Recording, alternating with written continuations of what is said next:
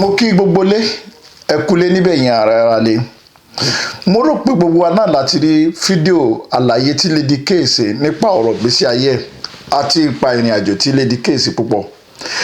Gbogbo wa la wo fídíò yìí, ó ṣe wá láàánú púpọ̀, ó jẹ́ tó kó wa ní àánú tó já sí pé èèyàn mọ̀ pé ìrìn àjò ìdààmú tó wà nínú ìrìn àjò ayé ó ní agbára púpọ̀. Gbogbo wa, mo fẹ́ kẹ́ ẹ wo díẹ̀ nínú fídíò yẹn, ẹ wo díẹ̀ nínú fídíò yẹn. Màá máa bẹ̀ wọ́n tó bá tún ní kó pè mí wá lọ́fíìsì báyìí tí n bá tún débẹ̀. Àwọn another set of ọ̀gá lọ́tún máa sọ fún mi pé Lady K, we are not going to release you. Wípé nǹkan tí mo ṣe fún àwọn dùn àwọn. Pé why tí mo fi gbé àwọn sí life. Tí mo jẹ́ kí gbogbo ayé mọ̀ pé àwọn làwọn wá.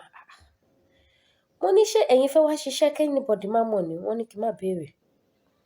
Pé bọ̀ fídíò tí mo ṣe yẹn ni ẹ̀ṣẹ̀ tí mo ń jẹ. Wọ́n wá ń fún mi lómi kẹ́míkà mu.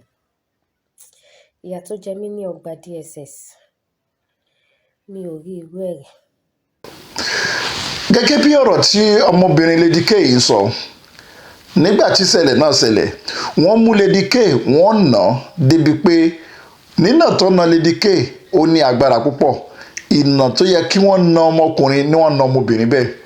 Wọ́n tún gbé Lady K, wọ́n gbé lọ sí ẹ̀wọ̀n pẹ̀lú oríṣiríṣi oúnjẹ tí ò bá kùn mu, tí ò tiẹ̀ bá àlàáfíà ara mu.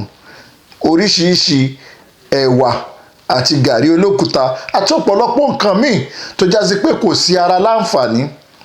Tẹ́ ẹ bá gbàgbé nínú ọ̀rọ̀ tí ọmọbìnrin yìí sọ, tẹ́yìn náà gbọ́, wọ́n fún ọmọbìnrin yìí ní kẹ́míkà mu. Wọ́n fún ní kẹ́míkà mu pé kó mu kẹ́míkà.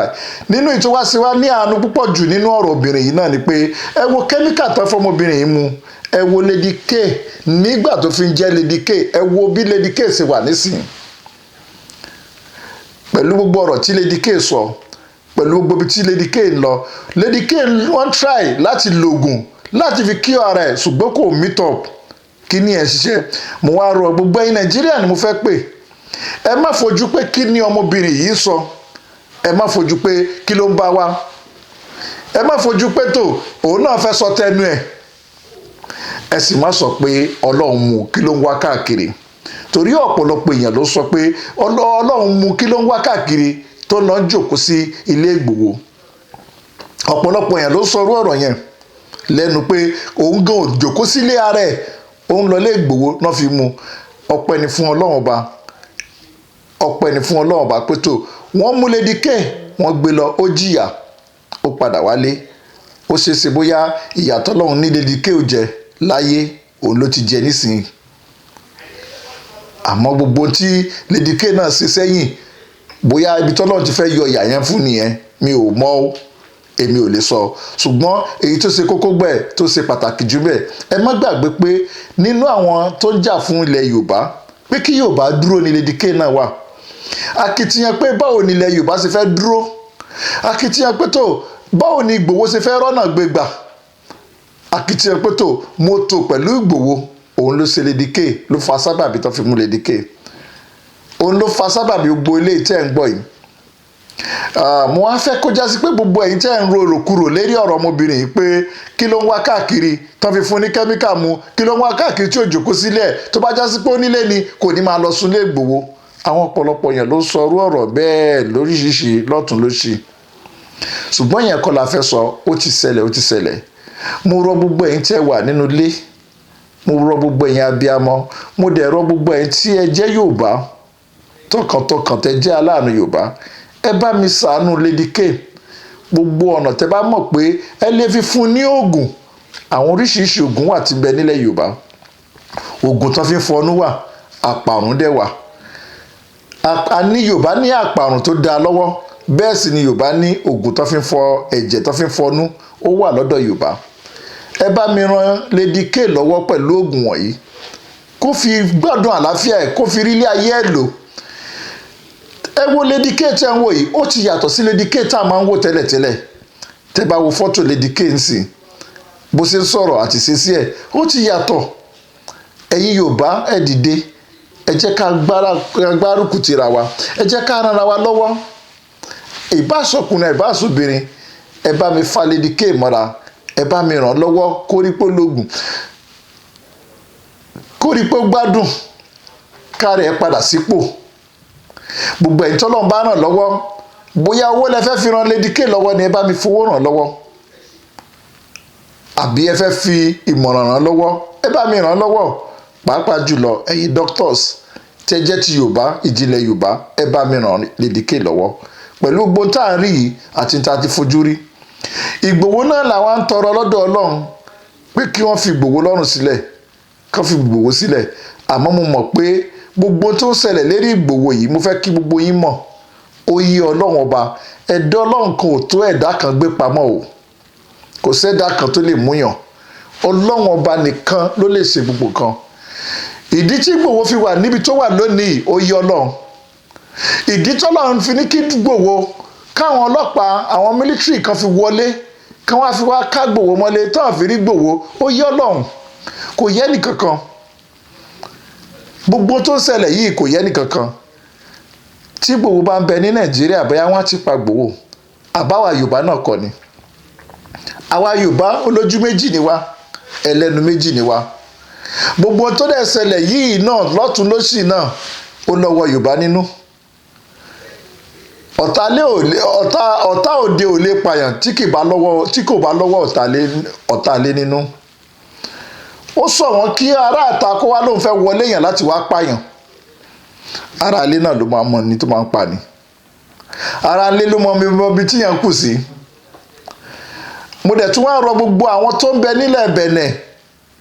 Mo rọ President Talon lẹ́ẹ̀kan sí, mo rọ Talon lẹ́ẹ̀kan sí, mo dẹ̀ rọ gbogbo àwọn àgbààgbà tí ń bẹ níbẹ̀. Ẹ rí pé ẹ foríjì, ẹ dá Sunday Igboho kalẹ̀. Tí Sunday Igboho bá ṣẹ̀yìn, ẹ fi Sunday Igboho sílẹ̀ fún Yorùbá.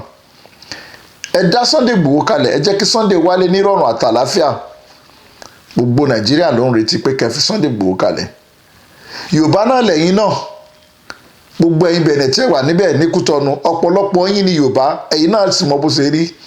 Ẹ mọ bí ọgbẹ́ náà ṣe rí lọ́kàn. Àfi kẹ́ fi Sunday Igboho kalẹ̀. Ẹ fi Sunday Igboho kalẹ̀. Gbogbo ẹ̀yin Yorùbá tó ń bẹ níbẹ̀, gbogbo ẹ̀yin àgbààgbà Yorùbá, ọmọ yín ni Sunday Igboho. Ìjà tí Sunday Igboho dẹ̀ ń jà, ìjà yín ló ń jà, kò jàjà tara ẹnìkan, ìjà tí gbogbo Yorùbá ló ń jà. Ẹ gbìyànjú láti bá àwọn tó bá yẹ kẹ́ bá sọ̀rọ̀, kẹ́ bá wọn sọ̀rọ̀. Wọ́n gbọ́dọ̀ fi Sunday Igboho kalẹ̀ kó wálé láti wá sọdún December yìí. Ẹ gbọ́dọ̀ gbìyànjú kẹ́ fi Sunday Igboho lẹ̀ o. Àmọ́ o, nǹkan kan ò gbọ́dọ̀ ṣe Igboho o. Nǹkan kan ò gbọ́dọ̀ ṣe. Nǹkan kan ò dẹ̀ ní ṣe lágbára Ọlọ́run. Ní agbára Ọlọ́run àti àṣẹ Ọlọ́run ọba, nǹkan kan ò ní ṣe Igboho. Ilẹ̀ Yorùbá náà ò dẹ̀ ní dàrú. Iwájúwájú nílẹ̀ Yorùbá mọ̀ lọ. Ẹ ṣé púpọ̀, mo dúpẹ́ lọ́wọ́ yín. A máa pàdé nígbà míì. Ire, ó dìgbà. Ní ìṣẹ̀lẹ̀ burúkú tó ṣẹlẹ̀ ní July 1st, 2021 ló ti ṣẹlẹ̀ bá mi. Ní déédéé aago 2 òru ó kù ìṣẹ́jú 10, èyí tí àwọn olóyìnbó ń pè ní 10 minutes to 2 a.m. Ìró ìbọn ló jí mi níbi tí mo sùn sí. Mo ṣáà ń gbúròó gunshot, ó ti pọ̀ jù. Kí ló dé? Kí ló ń ṣẹlẹ̀? Nígbà tí mo máa yọjú látojú window, mo rí wípé àwọn Nigeria military, àwọn DSS àti àwọn sójà ni wọ́n bẹ̀rẹ̀ sí ní yin straight bullet. Everybody dẹ̀ ti sùn lóru yẹn. Everybody ti sùn. Ọkọ̀ dé, wọ́n dẹ̀ bẹ̀rẹ̀ sí ní fáyà gbogbo ilé yẹn. Wọ́n ń rọ ìbọn, wọ́n ń ṣùtì gidi. Mi ò rírú ẹ̀ rí. Láì ṣe wípé a ṣẹ̀. Láì ṣe wípé wọ́n ká nǹkan burúkú mọ́ wa lọ́wọ́. Ọ̀dẹ̀dẹ̀ wa ká wa mọ́lé Nigeria military ní 10 to 2 a.m. lọ́gànjọ́ òru tí everybody ti sùn. Wọ́n dẹ̀ bẹ̀rẹ̀ sí ní fáyà everybody. Ẹni tí ìbọn bà lẹ́sẹ̀, ìbọn bà á. Nínú ìrìnàjò yìí ni ẹ̀mí 2 sọnù sí. Èmi fúnra mi, Ọlọ́run ló yọ mí. Mo wá wò pé kí la fẹ́ ṣe báyìí lọ́gànjọ́ òru. Àti pé gẹ́gẹ́ bí iṣẹ́ mi tí mo jẹ́ sọ̀rọ̀sọ̀rọ̀ lórí afẹ́fẹ́, mo ní láti go live lẹ́sẹ̀kẹsẹ̀ pé tó ẹ̀yin èèyàn wo nǹkan tó ṣẹlẹ̀. Nigeria military wọ́n ń fáyà wa tí wọ́n á yin àwọn èèyàn pamọ́lé. Wọ́n dẹ̀ ti gbẹ̀mí àwọn èèyàn. Àwọn tí ìbọn bà lẹ́sẹ̀, àwọn tí ìbọn bà lápá, wọ́n ti ṣe àwọn èèyàn léṣe gan. Mo wá gbé sórí afẹ́fẹ́ kí gbogbo ayé lè mọ̀ nǹkan tó ṣẹlẹ̀ ní July 1st 2021 ní 10 to 2 a.m. lọ́gànjọ́ òru tí gbogbo ènìyàn ti sùn. Eléyìí jẹ́ nǹkan tó burú jáì, nǹkan tó bani nínú jẹ́ ni. Nígbà tí mo gbé sí live tí gbogbo ayé rí tán, ẹ̀mí mi ò gbé mọ́ pẹ̀lú ìró ìbọn yẹn. Àyà tèmi gan ń já kí ìbọn má lọ wọlé wá bá mi torí straight bullet ni wọ́n yìn. Wọ́n lé ní 100 láwọn Nigeria military tó wá. Ibẹ̀ ni mo ti wá lọ sápamọ́ kó tó wá di pé wọ́n wá sí yàrá ibi tí mo wà. Wọ́n wá ní kí n surrender. Àwọn ti surround room mi. Mo ṣá surrender. Kí ni mo fẹ́ ṣe? Mo ní láti ṣílẹ̀kùn. Pé tó bá máa já síkú, ọwọ́ Ọlọ́run lẹ̀mí mi wà. Ìgbà tí màá bọ́ta báyìí, wọ́n nà mí tó jẹ́ wípé láì ní weapon. Wọ́n ní fóònù mi dà, wọ́n gba fóònù mi méjèèjì. Wọ́n bẹ̀rẹ̀ sí ní lù mí. Wọ́n fọ́gi mọ́ mi, mi ò rí irú ẹ̀ rí. Wọ́n wá mú mi lọ bá àwọn èèyàn tó kù náà tí wọ́n ti arrest. Wọ́n dẹ̀ ti pa àwọn èèyàn kan sílẹ̀. Ibẹ̀ náà ni wọ́n ti ń wọ́ òkú àwọn èèyàn nílẹ̀ ní àwọn Nigeria military. Ibi tí wọ́n mú mi lọ láàárín àwọn tó kù tí wọ́n arrest, tí wọ́n dá gbogbo wa dọ̀bálẹ̀ sí, ibẹ̀ ni wọ́n ti bẹ̀rẹ̀ sí ní torture wa, tí wọ́n ti ń lù wá lúlù gidi. Wọ́n lu everybody. Wọ́n lù mí, wọ́n fọ́gi mọ́ mi débi wípé mo fi ẹsẹ̀ ṣèṣe. Títí dìsín ẹsẹ̀ mi ò tí ì gbádùn lẹ́yìn ọ̀pọ̀lọpọ̀ treatment. Ẹ̀yìn yẹn ni wọ́n kó wa ó dìlú Àbújá. Nígbà tá a dé Àbújá tán, eré ni mo pè é, mi mọ̀ pé nǹkan ńlá ni o. Wọ́n dá wa sí cell. Èmi gẹ́gẹ́ bí ẹnìkan, mo lò 114 days ní cell. Ní ìtókù ọ̀sẹ̀ kan kó pé 4 months. Kò pẹ́ tá a débẹ̀ nígbà tó pé 2 months wọ́n release àwọn 10 nínú àwa 12 tí wọ́n kó dé Àbújá.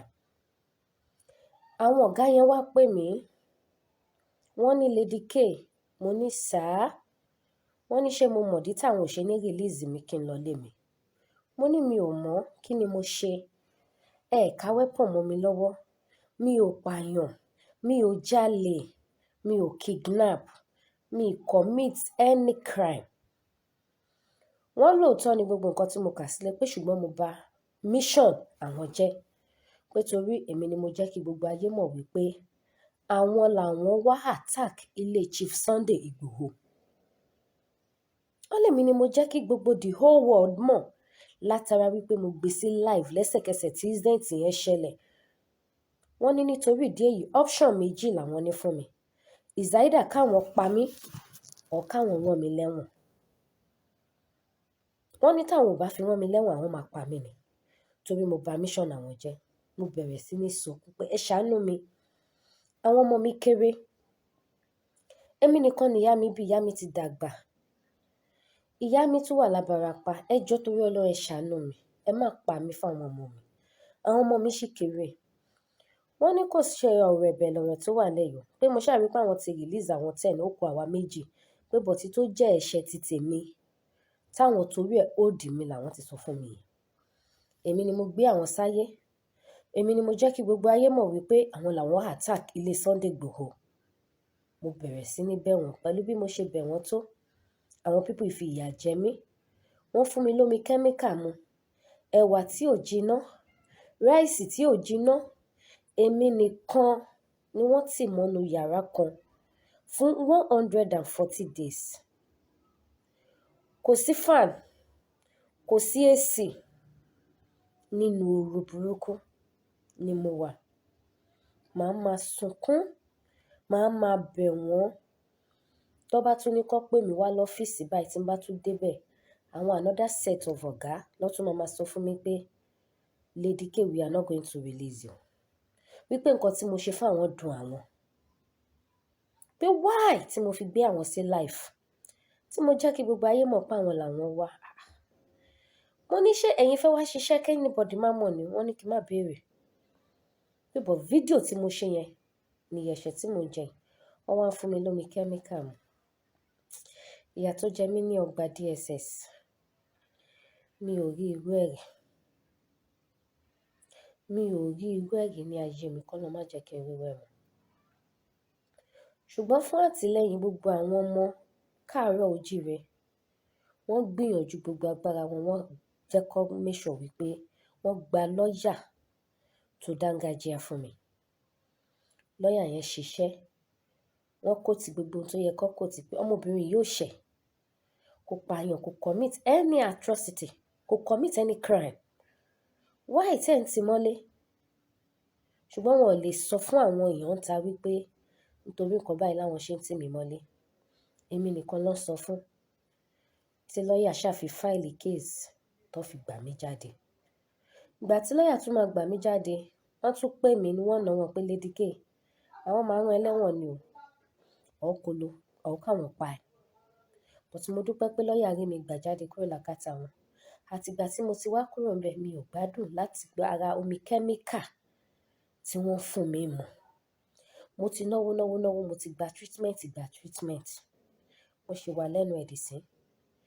Kò tiẹ̀ tún wá tó àwọn ìṣẹ̀lẹ̀ ìyanu tó tún wá ń ṣẹlẹ̀ bíi kí n máa receive strange calls. Mi ò mọ àwọn tó ní nọ́mbà yẹn tó dẹ̀ threat life mi. Mi ò lè rìn ládùúgbò, mo máa.